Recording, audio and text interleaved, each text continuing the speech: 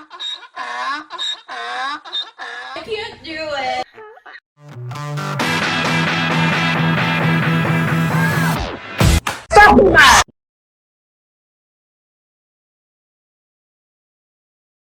It's like a gym studio type thing, but Oh, good for I you. like it. I like it. Good for you. So, Well, cheers. So good for you. cheers. Oh, what are you drinking? I'm drinking a Mike's Harder Lemonade. Oh, nice. I'm drinking Yeah. H2O. Big time. Well, see, I drink a lot of H2O throughout the day, and usually Well, during podcasts I'll have a couple. there you go. Well, I don't Yeah. drink. I'm sober, so I drink water all the time.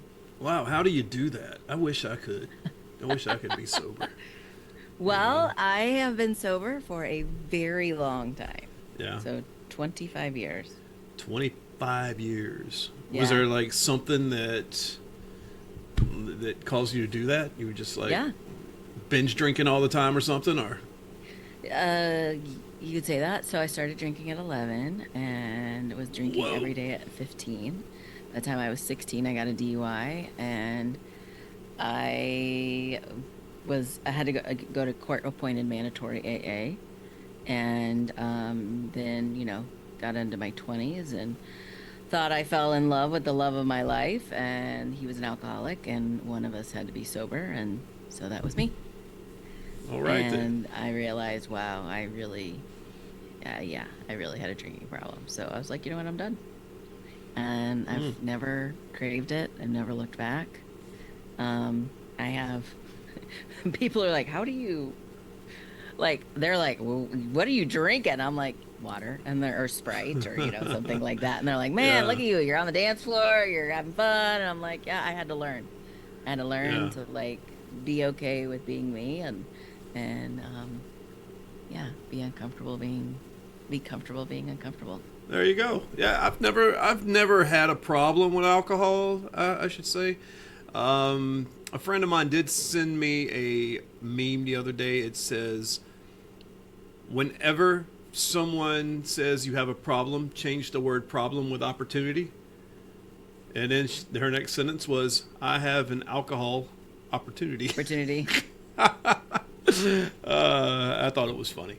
But yeah, Yeah. my worst stories was when I was in the military. I used to drink a lot. I mean, that's standard. When you're a single soldier stationed in Germany, I used to get Sure. drunk Wednesday through Sunday. It was Sure. terrible. And I got so drunk one night that I was chasing a buddy in the barracks, and I fell down and busted my front tooth out. So I've had I've had a fake tooth since 1996. Yeah, so long time. So hey, you ready to get this started? Yeah. So you were in the Army. I was, yes. I am not prior military, but I work with a lot of veterans. So thank you for serving. So you work with the VA? No, No? I do not work with the VA. That's kind of what my podcast is. But I started coaching, and then all of a sudden I say I transform trauma into treasure, and next thing you know, I just attracted veterans. So Well, I'll tell you what, Shay. Let's go ahead. Let's get this properly started. yeah. I've got Shā Sparks on the show. Shay, why don't you tell us a little bit about yourself, where you're from, where you're living, what got you into what you're doing now? Just Yeah. tell the viewers a little bit about you. Oh gosh, where do I begin? I'm sure everybody says that.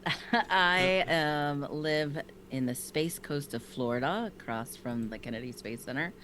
So I get to see SpaceX rockets go up about every few days, honestly. That's awesome. I've lived here about 2 years. I am from the Midwest, lived in Kansas City, go Chiefs, for the most of my adult life. I know. That's why I had to say it. Because I I'm knew so you were gonna do tired that. of Travis Kelce. And, oh my God. Okay. Sorry, go ahead.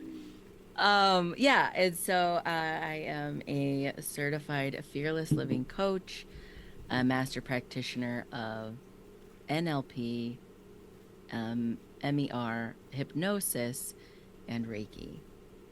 Okay. I know what Reiki is, but I don't know what that hypnosis is. Can you explain that?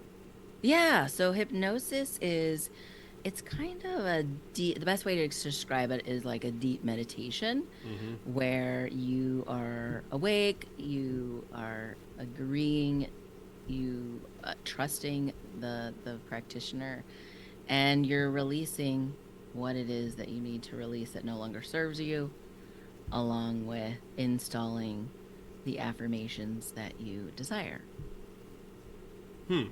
So I'm a skeptic, right? Of course. I'm a skeptic of hypnosis, of being hypnotized. Ah, But I have a friend, he's got a PhD, he's actually a doctor and a psychologist, mm-hmm. and he is a certified hypnotist. Yes. I have seen him do it several times to people that are strong minded and people that are like, he can't do that to me. I have seen him put people to sleep. I have seen him have keywords like if he snaps his finger, they go to sleep. Yeah. And then he'll say another word and they wake back up and they don't know what the hell's going on. And I know these people aren't playing along with it. It's got to Mm. be legit. But in order to be hypnotized, I've never had it done to me. I just don't think I can be hypnotized because I don't think I can relax my mind. Because don't you have to relax your mind and want to be hypnotized in order for it to happen? You have to be in agreement and be okay with it Yeah. ethically, right? Like there's a lot of like Hollywood would be like, put it out there that, oh yeah, Yeah. I'll put you on stage and you're gonna quack like a duck and you're gonna give me all your money and do crazy Mm-hmm. things like that. And to be honest, you have to be agreeable. You have to be okay with Yeah. with being put under. But again, it's not like a where your friend didn't remember anything. That's not normal. Normally, it's Mm-hmm. you recall what was being said, what was being done, and you are just kind of going along for the ride. It's not like a Yeah. roofie where you wake up and it's over and you have no clue where you're at. It's not Uh, like that. well, I've seen people break down crying in Yeah. the states of mind that they're in under hypnosis. So I guess I was a skeptic until I actually seen it happening, and now I'm like, wow, this is some crazy stuff. It's like actually real. To the Yeah. point where I was scared to have it done to me. But anyway, I digress. Yeah. So you're the chief excitement officer at Sparks I, Fire International. Yeah. I am. I am. Yeah. And the reason it's an excitement officer is I spent many years not excited. I was in an abusive relationship. And when I got out, I realized how unhappy, how living in survival mode I had been. So I was on a journey, bound and determined to change all of that. All right. So tell us what you do. How do you help and change people? Yeah. So when at the time that all of this abusive journey or abusive relationship that I was in, I was a hairstylist, had a salon, and I got out of that relationship and started on this journey. I started immediately going to Christian counseling, immediately reading books, listening to podcasts, hiring coaches, really taking stock in who I am and who I wanted to be going forward. Statistics will tell you anyone who's in an abused relationship typically go back to either that same person or someone that's very similar to that. And I did not want to be that statistic. I said, absolutely not. That is not going to be me. How can I shift this? Why? I wanted to know the why I was in that relationship. Like, how did I fall into that? And because I'm a strong, independent woman, or so I thought. And Mm-hmm. I think, or I still am and was. What I found is that there's people out there who prey on independent people, and their whole entire goal is to actually bring them down. So, in the beginning of my journey process, I would learn something new about myself, and my hair clients would come in and they're like, "What's going on? What's new with you?" And they would share about them, and then they would ask me the same thing, and I'd be like, "Oh my God, you're never gonna believe what I learned about myself this week." And they're like, "What did you learn?" I go, "I learned that I'm emotionally unavailable. I am unwilling to say what I mean and mean what I say. I use Mm-hmm. sarcasm." And they're like, "What?" And, and I'm like, "So I don't really ask for what I need. I don't really say what it is I really need to say. And I just kind of sugarcoat what's going on, or I say it's snarky or passive aggressive, that type of thing." And they're like, "Huh." I said, do you do that? And they're like, actually, yeah, I do. And I'm like, so they're like, so what do you do? How do you like combat that? And I said, well, I have to learn that I need to be vulnerable. I need to practice being vulnerable by, grabbing courage and doing it scared, being comfortable with being uncomfortable. Mm-hmm. And so they would go away, and 4 to 6 weeks, they would come back and they'd be like, oh my gosh, because of what you told me, my relationship shifted with my boss, my kids, my spouse, my parents, my team.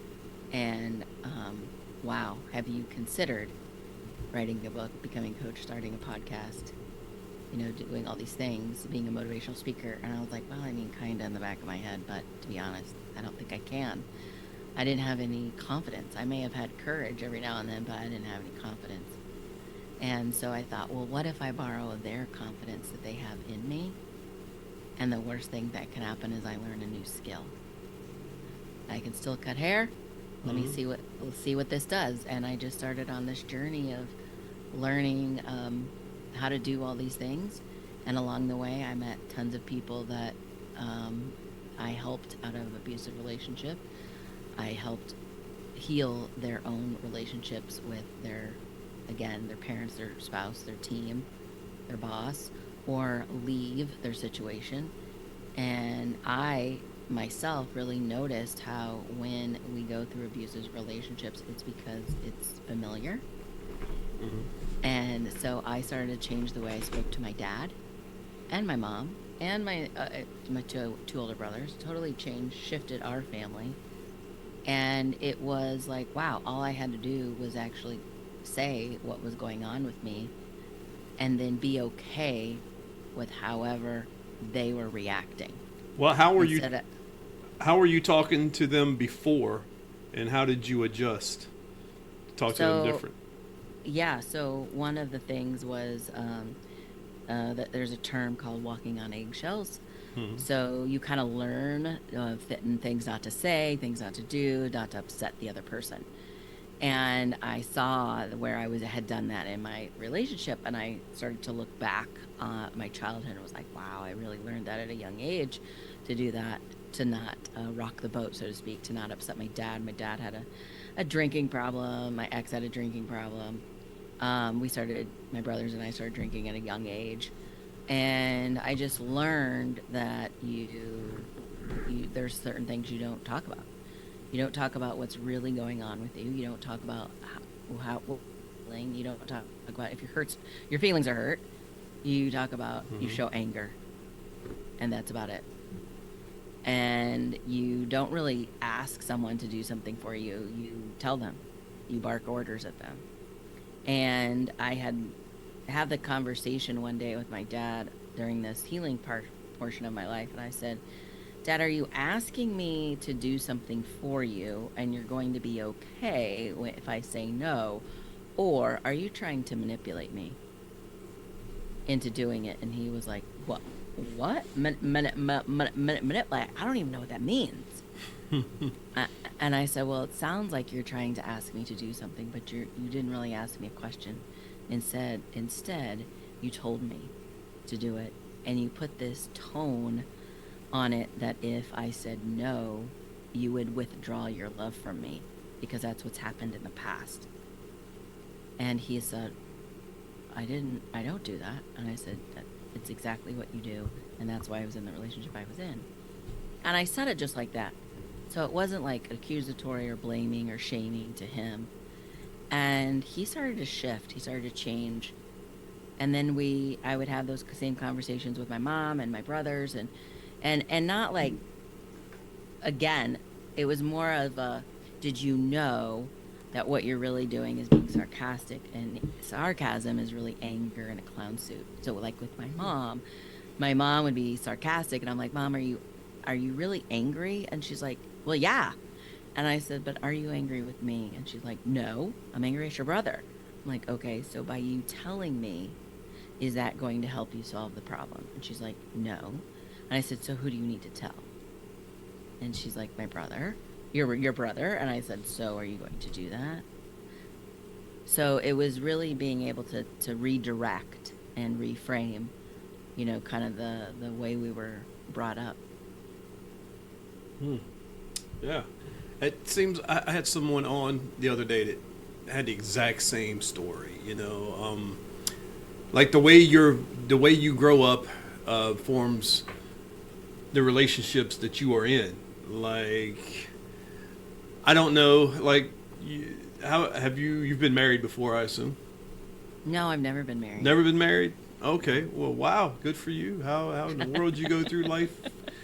I did it once. I did it for 14 years. It wasn't the worst thing on the planet, but just marriage is for some people and it's not for others.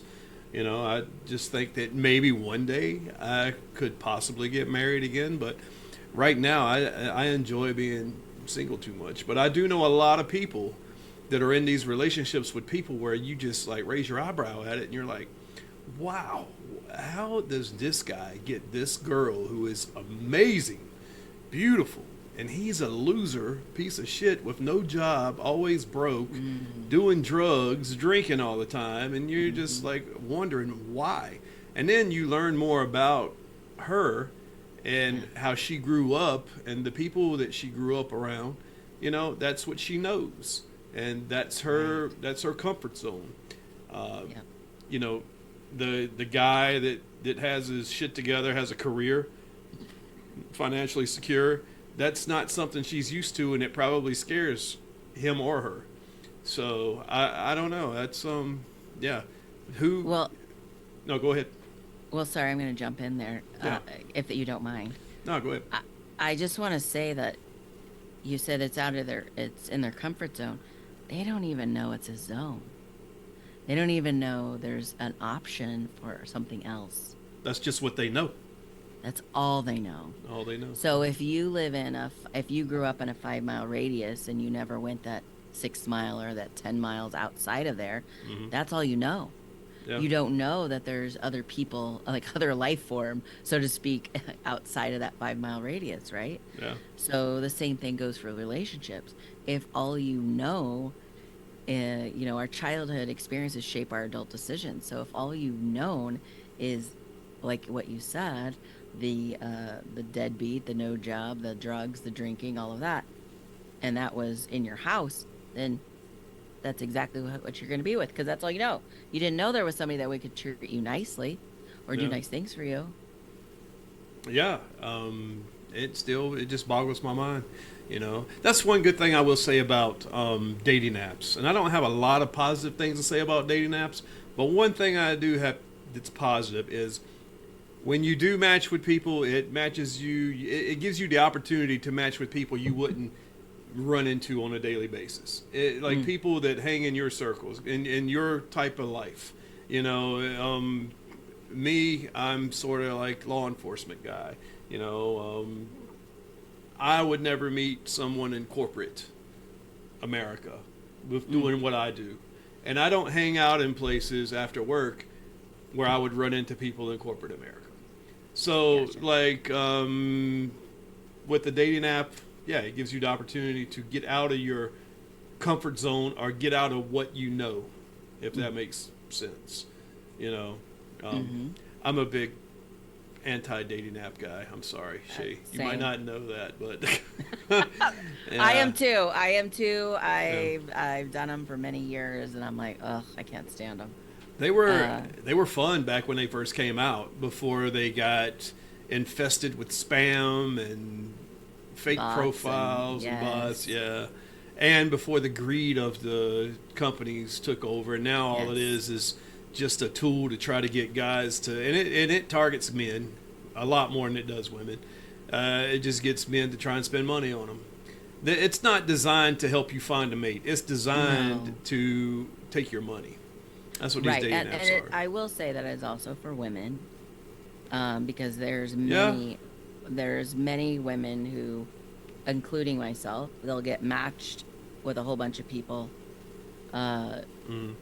for, a short period of time. We'll say a few days, maybe a few hours, and then there'll be all of a sudden no one in your area. Hmm. And it's like, oh, they just want you to spend money. And some of them, Yeah. they even have limits on how many people you can swipe right or left on. So, Yeah, and I don't know how to say this, but I know that I'm worthy of some good matches because I'm a member of other this one dating app called Luxy, right? And I talk about this app all the time. I love Luxy. Luxy is the only dating app I respect.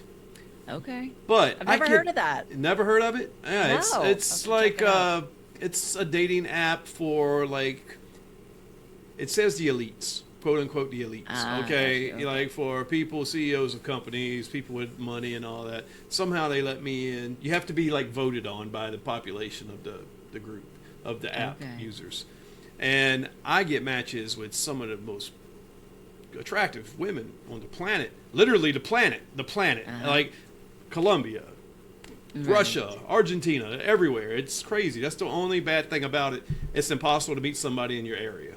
Everybody is everywhere else. But on like these local apps, I can't get a freaking match. And I'm thinking it's got to be rigged. It's got to be algorithms, and it is. Yeah, it's just trying to get you to spend money to get more likes and more boosts and Bumble Gold. They're just, and I think it's more targeted to men because men are dumber. Let's face it. Men are more sexual, and that's all they're trying to do is get laid on these apps, and they know that a man will spend money on it. So, can I ask you a question? Sure. So, this dating app with Luxy, with the one that's you're getting connected to women from different countries. Yeah. Do you have you like FaceTime with them or know that they're real?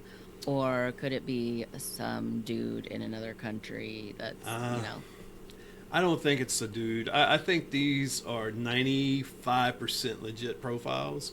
Okay. So, for example, I went to Helsinki back in January. Okay, and nice. When I went to Helsinki, I got on my app, my Luxy app, and I'm going to tell you, just about every right swipe was a match. We're talking like 9 out of 10 was a match, and it was all attractive women.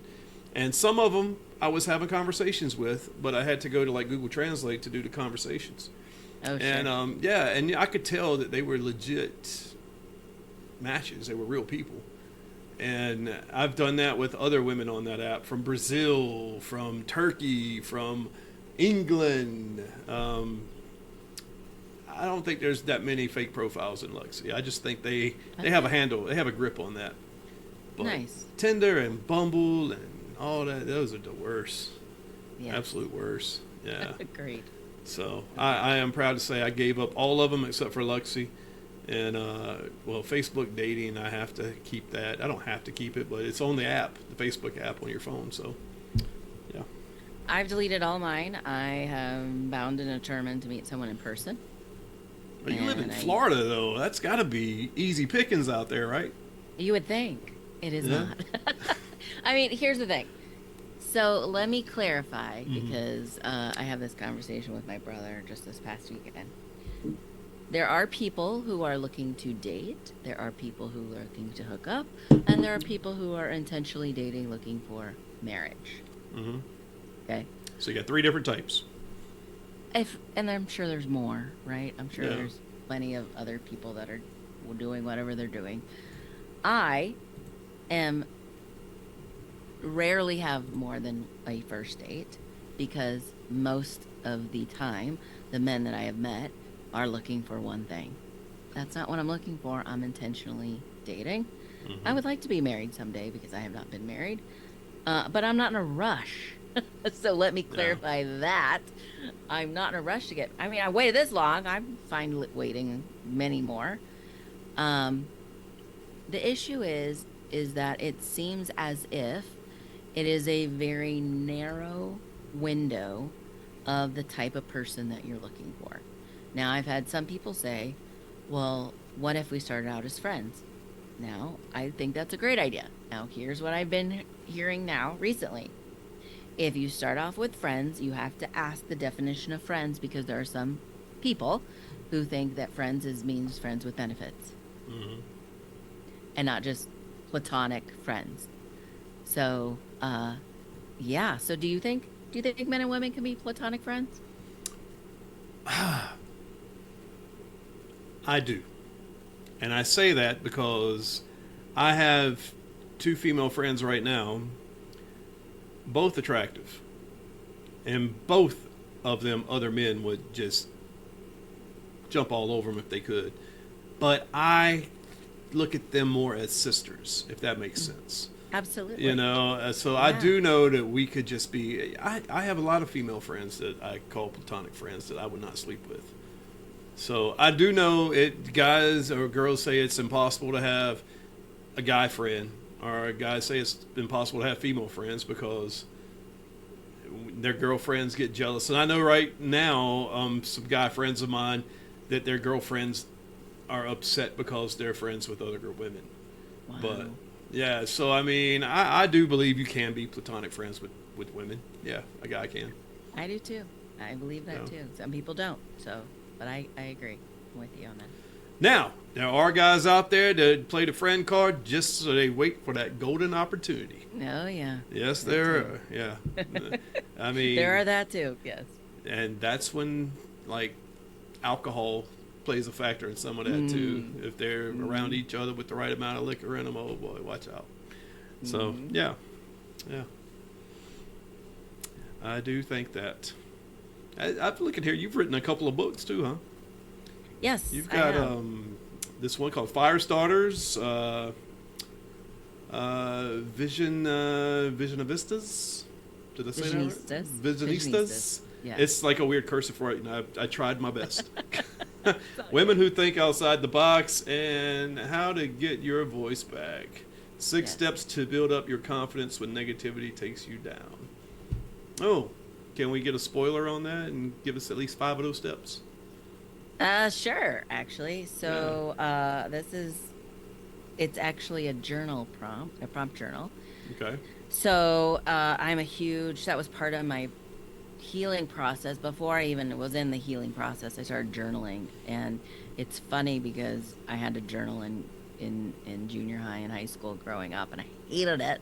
Hated my English teacher, but I am a huge proponent of journaling. So I started my journaling, just kind of random thoughts, and over time, I really felt led to answer specific questions and do certain things. And one of them was to do what I call a brain dump, and that's literally to write down all of the bad things that you say about yourself. I'm not enough, I'm not, whatever. I'm stupid. I'm fat, ugly, not rich enough, not smart enough, not pretty enough, all the things, right? And write it all down, and then write, I am no longer those things, and you rewrite that list. And then you find someone that inspires you. And that you maybe one day you have an aspirational hope to be similar, to be like Michael Jordan, or could be a president, could be Travis Kelce, even though you don't like him. Oh my God. I know, I had to do it, sorry. I am so over. Well, actually, it's been quiet. Him and Taylor Swift. I mean, we haven't heard anything about him as of late, but it was getting ridiculous for a second. Anyway, I'm sure it was. In someone else's, in everybody else's world, I'm sure it was. In my world, I was all for it. I love it. Only because I'm a Chiefs fan. So we'll clarify that. A cheese fan. Cheese. Oh, I was like, cheese. Oh. So. Anyway, so you look at who they are, and you write down their positive qualities that you like about them. And it could be that they are inspirational. It could be that they are famous. It could be that they're successful, kind-hearted, that type of thing. And just really pay attention to what you notice in them. And it could be a multitude of people. And when you do that, then you go through the list again and you write the 2 most powerful words in front of them. I am. So you say, I am successful, I am powerful, I am famous, those types of things. And what happens is your brain starts to rewire itself when it's journaling with a good old pen and paper and not a device, because it creates new neural pathways in the brain. And it's remarkable how just by doing those types of things and then continuously to write them, almost like, do you remember Bart Simpson in the beginning of Simpsons? He had to write like, "I do not shoot paper wads at the teacher," or something like that. I'm not quite sure what it was, but I'm a former troublemaker, so of course I always had to do those things like that. And there's a reason why they do that, because repetition sticks in our brain. So once you get that list of those I am statements, feel free to add to it and write them down on a regular basis. Do it every day. Do it every day for 90 days, 30 days. Do it for a year. And what ends up happening is your brain starts to believe that those are happening, and it starts to make decisions based on you focusing on those things rather than focusing on the "I'm not good enough, I'm not smart enough, I'm not rich enough," those things. And when you don't when you write this list of affirmations and you don't have an attachment to it, you're not setting it as a goal. You're like, "Oh, well, one day that'd be great if that happens." You have an aspirational hope for it. What ends up happening is you forget about it, right? You do it for so long and then you're like, "I'm done. I forget about it." And then next thing you know, you come across the list and you're like, wow, years later, you're like, wow, I can check everything off this list. I did this several years ago for career goals. And instead of focusing on a goal, I wrote it as if it had already happened, and I was claiming it, saying, "I am." And I had no idea. I didn't really think about it. I had forgotten about it in the list. And I had taped them to the office, my wall. And, after a while, you don't see things anymore because you're just in and out and you're not thinking, you don't focus on them anymore because it's not a new thing. You might see it, but you're like, it's kind of in passing. And so that's what happened to me. And then all of a sudden one day, as I was getting ready to move, I was taking the note cards off of the wall and I was like, oh my gosh, that happened. Oh my gosh, I'm doing that. Oh my gosh, I have that rental. Oh my gosh, I'm doing this. And it was like mind blowing to see how it comes to fruition. How long have you been doing this? The journaling was probably about, gosh, it's been over 20 years now. Yeah. I've tried journaling before, and it just like, I always have this one question in my mind before I journal. I'm like, what am I supposed to write? Like, you're supposed to write your thoughts, and then it's like, I don't know what to write. Perfect. So do you write that? I don't know what to write. Perfect. I don't know what to write. Yeah. I think I have written that, actually. So my first journal, if I may share, my first journaling time that I did this as an adult, that was literally what I said. I don't know what to write. This is so stupid. I can't believe I'm trying to do this again. I hated this in school, blah, blah, blah. And as I kept saying those things, whatever literally came into my head, I would write it down. That's the brain dump, right? You write whatever comes down. As I was writing, all of a sudden this memory came back of me being in 6th grade and I was having an anxiety attack. I didn't know it at the time in 6th grade, but writing it now as an adult and recalling it, I'm like, oh my God, that's exactly what it was. It was an anxiety attack. And it was just really eye-opening to see, wow. And then we bottle so much up in ourselves and in our brain. That's why a lot of times negative emotions will manifest later on as some sort of disease, some sort of illness. So that's part of why I do what I do. How many people do you think you have helped right now since you've been doing this? Oh man. Well, I'm just gonna say I had about 400 hair clients. Which I'm assuming your hair appointments are basically also therapy appointments. Of course they are. Yeah. Of course they are. And and I booked every half an hour. I only did haircuts only. So, God, yeah, I would say, I don't know, thousands probably at this point. Yeah, So, not to mention. no, I was gonna say there's a video on your webpage, Spark Your Alpha coaching session. I was gonna play this video right here if you don't mind. And Sure. yeah, well, If you want. yeah, I haven't listened to it, so we're going in here blind. At least I Okay. am. Let's see. Are you going through it? I mean, going through something that has you feeling upset, unsettled, or afraid of the uncertainty of what's next? Oftentimes, we find ourselves in the midst of a hard time and we don't know how to ask for support. You came to my website for a reason. This is the support that you didn't know that you needed. Whatever transition you're facing, fear has a way of showing up. I am the guide to ignite you to break through fear so that you have more awareness, leadership, purpose, hope, and alignment in your relationships, leadership, and love. Then you will feel more empowered to take that next fearless step and embody your own emotional intelligence. And then that's when the real magic of joy creates a spark that gets you fired up about your life and business. You are invited to connect for a deep dive coaching session on how to break through that fear so you can be the alpha you're designed to be in your relationships, leadership, and love. So you can be the alpha you're designed to be in your relationships, leaders, and love. Could you hear any of that? No. I did. You know what? I was sitting here thinking to myself, she has no idea what's being played right now. I could be like playing a music video. Yeah. Yep. I was trying to see it in your glasses, and I'm like, I can't even see that. So. Yeah. So yeah, it was basically it was, you were talking about. Are you going through it? It was basically everything you said is written over here to the right of the video. So. Yeah. Yeah, just giving people insight on what a coaching session would entail, basically. You also have another one up here. It says about Shā Sparks. I can play that one too. How long is this one? Oh, it's the same thing. It says what it said, or it says.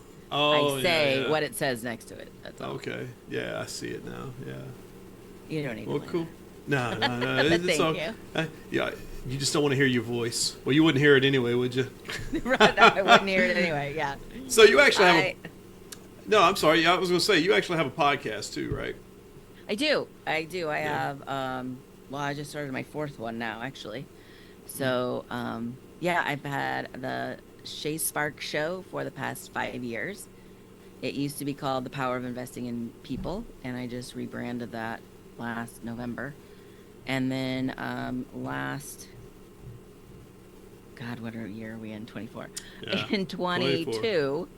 In 22, I started a show with 3 other ladies called Underwired, and it was kind of we called it it was the uplift and support women everywhere. Underwired, hence the name. Underwired, I get it. It's about bras. And and so we got picked up by an online news network called United Network News, and we were on that for several seasons. And then I also on there, they needed another person to host their show called Real Talk, and so I was on there all of last year.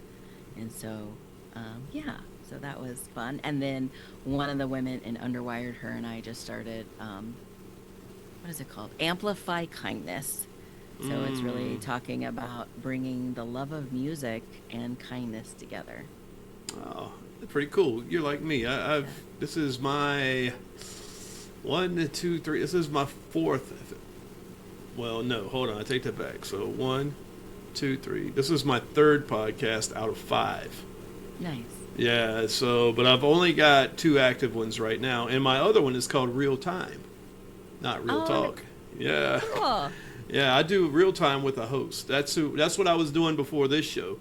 Okay. So we literally just stopped that show, and I jumped on Zoom with you, and my co-host was like, "How do you talk so much?" And I'm like, "Have you seen my mouth? It's pretty damn big." Well, I appreciate that you made time for me tonight. Thank you. Oh, of course, of course. If it's one thing I hate, it's scheduling somebody and then having to flake on a show. I hate that because, people are kind enough to be on your show and give you the courtesy of scheduling. At least as a host, you can do is show up. I mean, yeah. And I enjoy talking to people. It's just, a part of life. You know, I'll never make a dime off any of this stuff, but you know, I still enjoy doing it. Yeah. Well, you never know. And I've actually had people tell me that they learned a lot and enjoyed listening to the podcast. So, you know, Yes. we're not Joe Rogan by any means, but we entertain our little group in our areas. Well, that's what it's for, right? Entertain, educate, and inspire. Exactly. Yeah. So, you were on that Facebook group, the podcasting Facebook group. That's how I connected with you. Is that how you found your other podcast co-hosts, or? No, so I'm trying to think. So a friend of mine in Kansas City introduced me to one of the co-hosts who is with me on Amplify Kindness, but also she was with me on Underwired. He introduced me to her because she lives an hour away from me in Daytona Beach. And we just hit it off, and she introduced me to another co-host of Underwire who is from Denver, and she said, "Hey, I have a podcast and I'm starting the Global Sisterhood Podcast Network. Would you want to start this with me?" I'm like, "Yeah, I'm in. Of course. I love podcasting. I love going to podcast conferences. I love podcasters. They're one of my favorite people ever." And she's like, "Oh, this would be awesome." So she said, "Well, there's my producer is going to be joining us too, and she's out in San Diego." And I said, "Cool." So she was actually at the podcast conference because she worked for a hosting platform. And so I got to meet her, and it was like instant. The four of us just clicked immediately. And it was kind of like, spontaneous combustion, but in a good way. Wow. But no, I am actually a big proponent of Podmatch. .com. I don't know if you've ever heard of them, but No. to find guests and stuff on there, it's amazing. Podmatch, huh? Yes, and I know Alex really well. Him and his wife started this Podmatch, and that's where I find most of my I take that back. I am a guest on there. I have zero problem finding guests, and I even do several solo episodes too here and there. So, doing coaching things and stuff like that. And actually, this last season, which I'm just finishing up now, I did a segment after the interview called the "Don't Be a Dick" segment. And so it's an acronym. It stands for dishonorable, inconsiderate, conniving, and know-it-all. And I talk about how we are one of those things to ourselves, and it overflows onto others, and we don't even know it. Wow. So I don't know if that answered your question about where I found my co-host, but that's... Oh, you went from that to "don't be a dick" in the acronym. I like that. Welcome to my brain.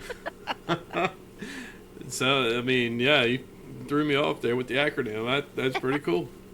Yeah. I tell you, there's no shortage of, like, if you're in if your niche is relationships and dating, there's no shortage of people that want to talk about that. No shortage at all. I went on that Facebook group and I put a post up there asking for, guests. And I swear, I bet I got about 50 responses. And out of the 50 responses, I probably booked 10 guests. Already recorded 4 of them. You'll be number 5. Awesome. And there's like more people that want to talk about it. And that's not necessarily, I don't really have a niche with this podcast. I'm basically just a talk show. I'll talk to anybody about anything. But it just seems like everybody wants to talk about relationships. And I'll talk about anything too. Yeah. Well, I take that back. I don't like to talk about politics only because I'm like the worst person to talk about politics because I can see both sides. And most people don't like that.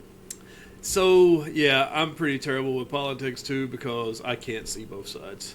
Right? Yeah, I can't. I'm not one of those diehard conservatives, but I would see myself more right than I am left. I used to be a Democrat. Back in the Clinton days, and I voted Democrat back then. But this thing that now is this Democratic Party, I just don't see. It's crazy. It's the only word I can have. To be for honest, it. I think they're both corrupt. So yeah, there's corruption in all of it. But all of it, yes. The fact that some of these people can get away with stuff out in the open and blatantly lie to us like we're children and we're supposed to believe it. And the amount of gaslighting that comes out of DC these days is just awful, mind-blowing. It's insulting that they think they can tell us these things and we're supposed to believe them. Like, how in the hell is inflation down when gas prices are up $1 than what they were 3-4 years ago? But anyway, that's me talking about politics. See, I could get somebody up here and talk about politics, and this will be a 3-hour podcast. This shit would be Joe Rogan-ish, 3 hours. But yeah. But yeah, it's pretty cool. Yeah. So you talk about anything, right? Yeah. So, what if I was to say, have you ever seen X-Men 97? Say that again. X-Men 97. No. Oh, so I can't talk to you about everything then, so we'll leave that alone. See? Well, I can only talk about the things that are in my awareness, so I don't even know what that is. So where in Florida? X-Men 97, the movie? Well, it's a animated show that comes on once a week on Disney Plus. It's brand new. It's branching off of the X-Men animated series back from 1996. Look, Shay, I'm a nerd, okay? I'm a superhero freak. Well, I like most superhero movies, so Marvel movies, DC, I'm good with that. I went to a Marvel versus DC trivia at a local watering hole here where I live, and I dressed up as Wolverine. This was just last week. It wasn't even Halloween. That's how nerdy I am. So I mean, how fun. Yeah, everybody was looking at me like I was crazy. But my friend that went with me, he was dressed up like Batman, and his girlfriend was Superwoman. And out of the 100 people in there, we were the only ones dressed up. I love it. Yeah, you know. I love it. But I love dressing up for Halloween, and my favorite costume was Smurfette. Smurfette, huh? Yeah. So how was Smurfette? Well, Smurfette was a creation of Gargamel. There was what was it? Somebody was trying to say the Smurfs were like not politically correct because Smurfette didn't have a father or something. She wasn't born. Oh Lord. Yeah, it was some weird article I was reading. I can't remember it now, so I don't want to misspeak about it. But people Google that Smurfette politically correct. You'll see it. It'll pop up. Oh. Yeah, everybody's trying to cancel everything these days. Of course. Yeah, but well, I'll tell you what, Shay. Before I let you go, you got anything you want to plug? Where can the listeners go find out, book some sessions with you, listen to your podcast? Go. Yeah. Well, first of all, thank you for having me on the show, and sure. I know that you are adding value. So after they like and subscribe and share this episode of your show, yes, then they can go to the Shā Sparks show.com and listen to my episode or my show, and then you can also book an appointment at shasparks.com.